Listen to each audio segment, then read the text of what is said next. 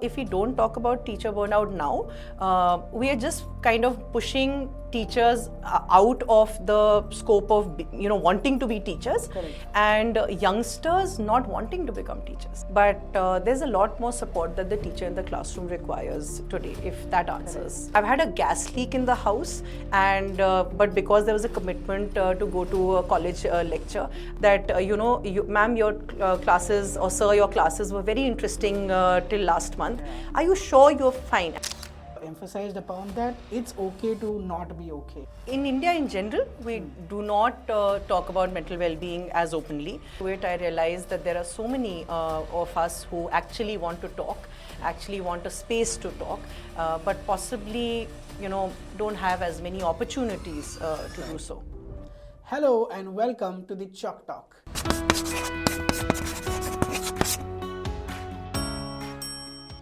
The podcast for educators. This is going to be our episode number 2, and we have Dr. Vasundhara Kaul with us in today's episode. Dr. Kaul has been a banker first, a statistician, a mental health coach, and at the same time a TEDx speaker. Dr. Kaul, welcome to our show. Thank you, Ajaz. It's a pleasure being here. Yes, pleasure having you, ma'am. Dr. Kaul, you have spent years in the banking space. Yes. Before entering into training, mental health coaching, and this space. What has actually motivated you to get into this? Because two different spheres, two different dimensions in your career, but I'm sure there must be something that has led you to what you're doing today. Please tell us more about that. True, and actually a large part of my journey, the more I kind of think about it, I realize comes in from very personal experiences. Of course, the banking happened because I was my papa's darling. At that time, we didn't really know what is the career we would choose. Yeah. My father was a banker for 35 years, and that is how I chose to kind of enter the banking space. Enjoyed it till I kind of continued for a decade or so. Yeah. But I slowly started realizing that there was more to my life, more to the debit and credit transactions, and I definitely wanted to do a lot more for people around me, for individuals around me. The initial trigger of moving out of the banking space, of course, came in from a very personal experience. My son was about 1.5 years old when I decided to take a sabbatical, and also at that point in time, I kind of suspected that there was a speech delay that he might be kind of going through. Of course, my pediatrician told me that you don't need to worry, Vasundhara. It's just a matter of him not having enough conversations at home. I think 13 days after I decided to move out of the banking space is when he spoke, and he hasn't stopped speaking since. But yes, that's what led on. But as the journey progressed, I think I found my calling, as you may say so. And that's how I kind of entered the space. Wonderful. What an inspiring journey, ma'am. It actually leads me to this question, that especially when it comes to the space of psychology, mental well-being, we see people around us working as therapists, yes, as counselors. Your journey, however, is a little different from just being a psychologist or a counselor, yeah, right? You have focused always on mental well-being in the education space, yes, especially with the focus on the students and teachers, yeah, right? How do you think you chose this offbeat journey, especially considering that yes, mental well-being, mental health was your calling, but you did not choose the traditional route even then? So I understand where you're coming from, and I'm a therapist now. I also do individual coaching and counseling sessions. But initially, when I started off, I think it came from a space where I was looking around to see that what are the spaces where in India in general, we do not talk about mental well-being as openly. There remains a stigma. We've moved miles, I would say, in the last decade or so. Yeah. But I think in the education space, we have been talking about it even lesser, because a teacher is supposed to be a noble person who is going to do this, so to say, thankless job because it's their calling. Yeah. Right? And as a result of which, I find that educators around me, I have everyone in my family who teaches from pre-primary to postgraduate levels, etc. I saw that coming where they would stretch themselves thin in terms of what they wanted to do on a daily basis, because they were a teacher first and an individual later. So, so many examples of where you would not talk about yourself, but talk about the students in your class, the school that you were in, the coaching institute that you were training in, wherever you were an educator, it was always about someone else, and it was never about the teacher. And which is where, over a period of time, I started realizing that given that I do have exposure to that field, why not go back and give back to that field as well? And more that I got into it, I realized that there are so many of us who actually want to talk, actually want a space to talk, but possibly, don't have as many opportunities to do so. Right. One thing that I have very particularly seen in the recent times, probably more so in the post-COVID era, okay, that there has been this concept that we always somewhere talk about, somewhere also are hesitant to talk about, is the teacher burnout. Sure. Okay. When you mentioned that we pay very little attention to this, how do you think that, which is teacher burnout, how do you think that is different from emotional labor in the context of schools? Is that different from the general workspaces, or is it the same? What is your thought on this? So if we were to talk about burnout in general, I think, there's that line where all of us go through a level of stress, work-related stress, where if we have to meet deadlines, we have to finish certain tasks off, there is that level of stress which is going to increase in our bodies. I don't think anyone is different. As long as you are a human being, you are going to go through those stress levels. Correct. What adds on to teacher burnout specifically, and burnout in general, is that, when you look at burnout, there are three aspects that one looks at. Obviously, looking at the exhaustion level. So, you're absolutely tired and you constantly feel tired, constantly feel like, you kind of need like whatever, Duracell battery to charge you up or something like that. But you need that push very often, and more often than you needed it earlier. Right. The second most important aspect is your belief that maybe you don't have it in you to do a task, right? So when you're looking at a person who's going through burnout, just imagine this, imagine any other industry and you have a person who's going through burnout.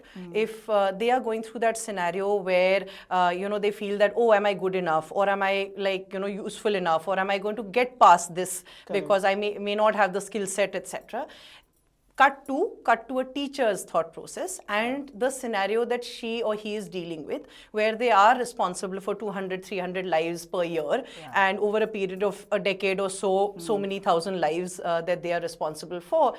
That constant dilemma that I have, that am I going to be able to manage this, not able to be able to manage this, is my second aspect of burnout. Right. My third aspect, which is the most difficult if you look at it from a teacher's lens, is a sense of cynicism which comes in, which means that at the end of the day, I don't think I want to be a teacher any longer. So the post-COVID period that you spoke about, I think world over, there was a lot of statistics related to that, where people started saying that, why am I really doing this? And imagine any world without a guru, without a teacher of any kind, even if you don't look at formal schooling. I think we all need individuals in our lives who are there for us, or who are teaching us a skill, or are taking us to a particular format. So that's where the teacher burnout becomes so critical, because it's not just that individual who's getting impacted. I feel it's an entire school, and in turn the entire society which gets impacted if you don't talk about and don't accept teacher burnout. Correct. When you're looking at the other aspect that you were talking about, you're actually looking at, am I putting a guard and saying that, okay, everything is fine, I'm all okay, and even though I may not be okay, it's not acceptable for me to say that I'm not okay. Right. So while that is, there across board, irrespective of the industry, I feel if we don't talk about teacher burnout now, we are just kind of pushing teachers out of the scope of, wanting to be teachers. Correct. And youngsters not wanting to become teachers. Saying, okay, this is the state I'm seeing my teacher in. Why should I be wanting to do this, even if I'm very good at a skill which I can teach? Correct. Absolutely. In fact, it's a fact that we could possibly wonder or think upon that is this why, in recent times, we have seen that there have always been different times where there were earlier teachers who were by choice teachers. Correct. Then there were teachers who did not have a choice, so they became teachers. Yes.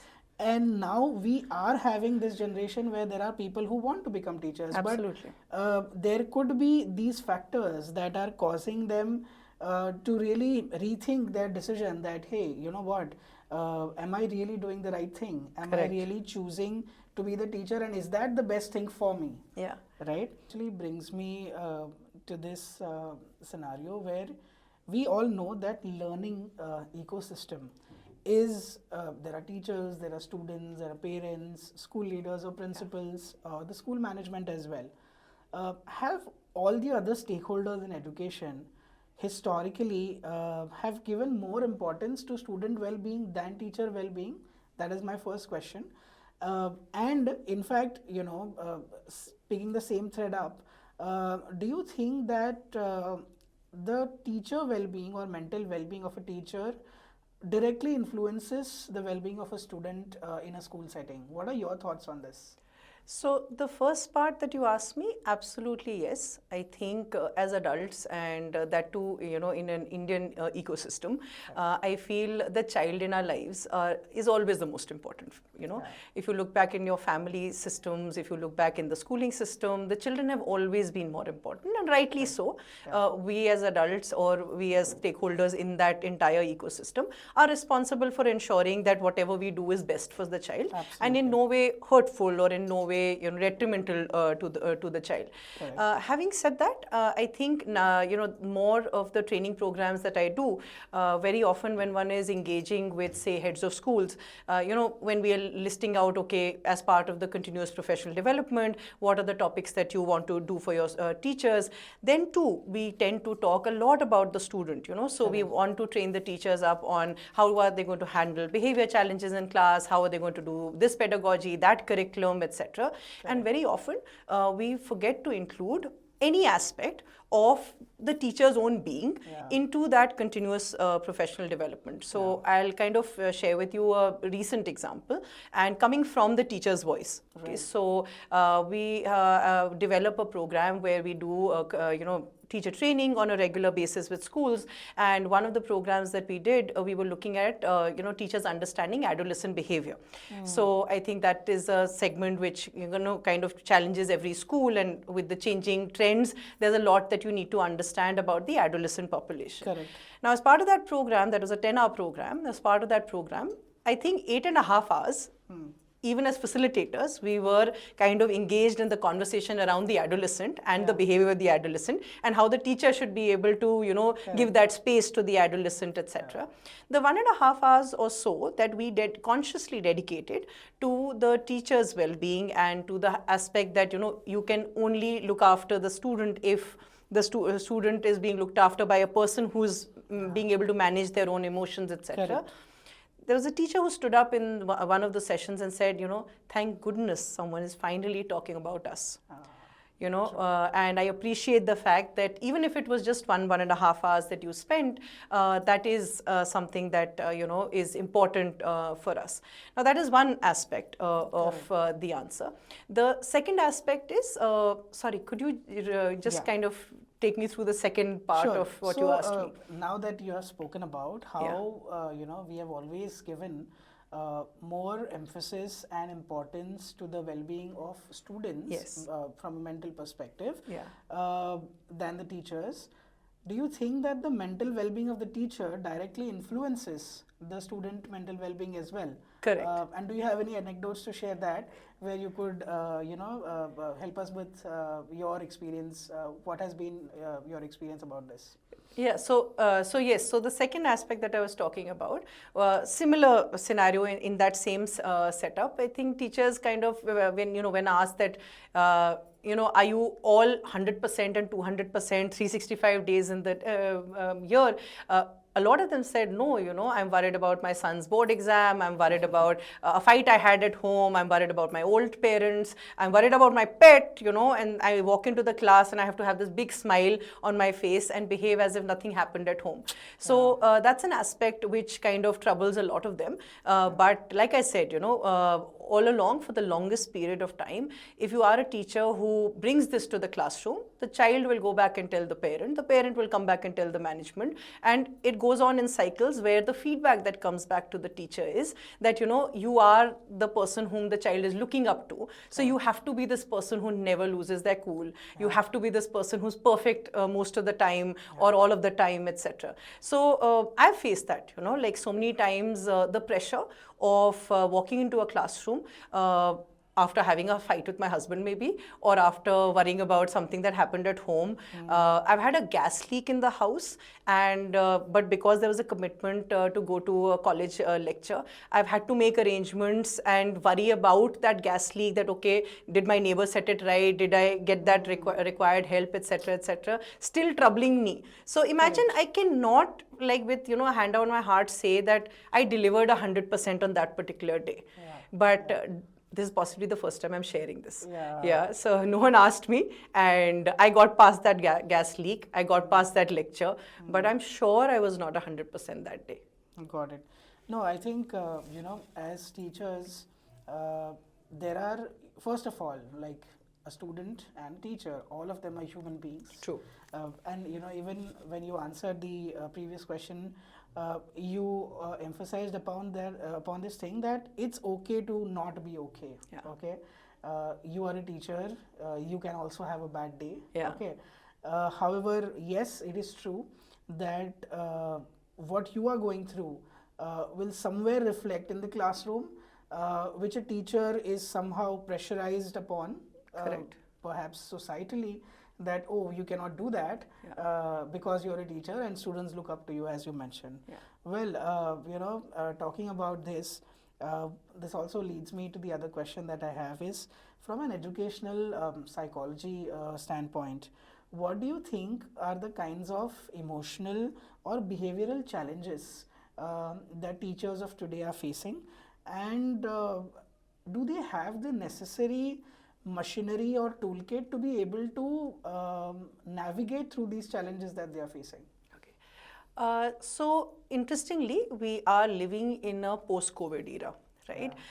So as practitioners, what we've noticed is that, the transitioning years that we talk about, the years, like for example, if you had a child who was scheduled to go into pre-primary just when COVID hit us, versus a child who was, say, moving from the pre-primary to the primary or the primary to the middle, all those age groups have kind of lost out a couple of years of developmental time. Right? Correct. So if I was a pre-primary child at that time who's gone through online, today the child is in grade 3, grade 4, still showcasing academic challenges, which when, then translate to behavior and emotional issues, because if the child is not able to kind of cope with the academics, the behavior and the emotional issues also kind of fall in to place. So if I'm a pre-primary, primary teacher, I'm struggling with that. I have to have, I have to look at my literacy numeracy skills, which I'm trying to teach the child, and at the same time the child has not emotionally developed to be able to handle feedback, to be able to handle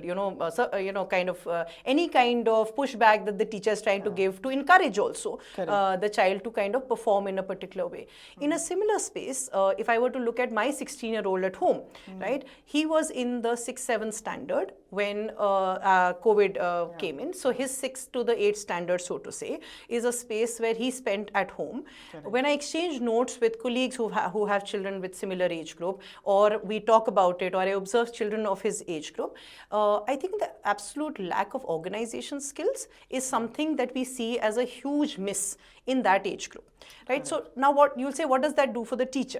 The thing is that at that stage, the child was supposed to move from a primary to a middle when they start developing these independent skills, right? Now, they did this online at home. They were not going through a full school day.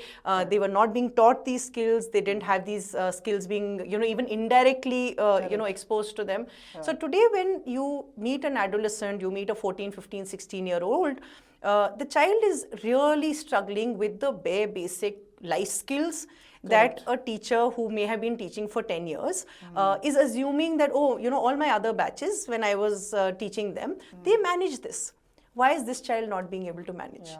So what kind of comes out as disrespect for the teacher, or comes out as something that the child is doing purposely to trouble the teacher, actually may come in from stemming from a very different piece. Correct. Which is the place where if the teacher is trained, you talked about the tools. I always say this, and I'll say this again today, that I've been through a B.Ed and an M.Ed program. Correct. We go through our teaching practice. Yes.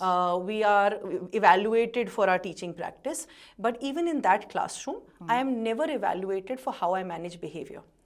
There's always another teacher who's managing the class for me when I'm going through my practice teaching lessons. Right. There's a little conversation about psychology of the learner, psychology of the learning, all of that. But in practical reality, it's when I hit the classroom is when I realize that I don't know how to handle behavior. Right? So then what most of us tend to do is that I do behavior management like the way I do academic management. So I'm a secondary school teacher. I have to train the child in these kind of behaviors. I'm trying to do a makeshift arrangement. I don't really know how to handle a child, or I wouldn't say handle, how to work through the management piece as far as the child is concerned. Correct. And then to add to that, times are changing. Right? We have tech coming in, we have AI coming in, we have everything coming in, which is adding to the conversation and the behavior changes that you see in the child. So that piece, I definitely feel a lot of schools are attempting to do, colleges are attempting to do, but there's a lot more support that the teacher in the classroom requires today, if that answers what you were definitely. getting at. Yeah, I've always seen these things, and you rightly mentioned it, that certain organizations are working towards this cause, supporting the teachers, especially in this mental well-being or behavioral aspect, where, as you rightly mentioned, possibly our B.Ed and M.Ed programs, which are the official qualifications to be a teacher, they fail to give at some point, right? Or possibly they give, but in possibly not in the same proportion as they should be giving. Do you think that there could be signs that you could tell us, based on your observations, that teachers could look for, when it comes to that point in their life where they feel that, oh, I think I'm on the verge of an emotional breakdown in a way that it could affect me or also people around me because of my mental health. What do you think are those signs? How do we identify those? If you could tell us based on your experience. So when you're looking at, so as soon as one starts talking about stress levels, anxiety levels, etc., it shouldn't be that after this podcast, everyone suddenly declares that, I'm burnt out, right? Now, the reason I'm saying that is because there is a level of stress that we all require in our body. Otherwise, you and I would be sitting at home and doing nothing. We would just kind of just laze around in the entire day. There's that level of stress, that optimum level that we kind of require to push us and make us do what we do on an everyday basis, on an every month, every annual year basis. But typically, your biggest sign would be that when you have it on a longer period of time where you feel that your performance level is getting impacted. So which means that something that you could do earlier in an X amount of time, or you found yourself motivated enough to do it, etc. If for a longer period of time you constantly feel that, now I'm not being able to do this, or I don't feel like doing this, or, coming back to that cynicism piece that, why should I do this, or, things like that, is where you would want to at least address that, accept that, right? That I am feeling that level of stress, which is a little beyond what I should actually be feeling. And typically, all of our bodies will be our first signs, right? So there is that, like how they say that the mind and the body is part of the same system, right? So you will, like for me, for example, my when I was expecting my son and rather when I was breastfeeding him, I went through a crack on my rib, so there's a crack in my back which is healed Okay. But I know that the day I'm very tired is a day physically tired or mentally tired, both ways, is where that crack, that hurts me, right? So I don't know whether that hurt is on an everyday basis, but very clearly that's a trigger that I've noticed for myself. Other people might have shoulder pain, sweat, or whatever, but don't get scared the first time you feel it, right? It's always about remembering the acronym FID, which means how often do you feel something, which is the frequency. How intense is it? Like you feeling that feeling of discomfort on a scale. How intense is it? Is it something that you are going to find a way of doing it, or you've been through it earlier, or it's more intense than you've ever felt it, or whatever. And the D being the most important in the critical, the duration. So if on an everyday basis for say a month or so, you have the same feeling of exhaustion, of not being able to perform, and you get feedback from other stakeholders saying, your students might tell you that, ma'am, your classes, or sir, your classes were very interesting till last month. Are you sure you're fine? I'm telling you, students catch, right? Even the youngest of students will know that you're not feeling well today, right? So it could be a pre-KG child who could be asking you that. Keep a sense of that. If people around you are giving you feedback very often, and more often than not, it could be simple things like, for example, when I don't wear earrings, I look unwell. Okay. But if that, are you unwell, Vasundhara, comes very often from people and say, oh, just you are my colleague, and very often you notice and you mention that. I should be vigilant to that idea, saying, no, this is happening more than usual. People are noticing something about me. Maybe I'm not taking notice of that. Absolutely. Hey everyone, this was an enlightening part 1 of the episode of Chalk Talk, where Dr. Vasundhara Kaul shared her insights on mental well-being for educators. We are going to have a part 2 of this podcast episode as well. Stay tuned for the next part. I will see you in the next one.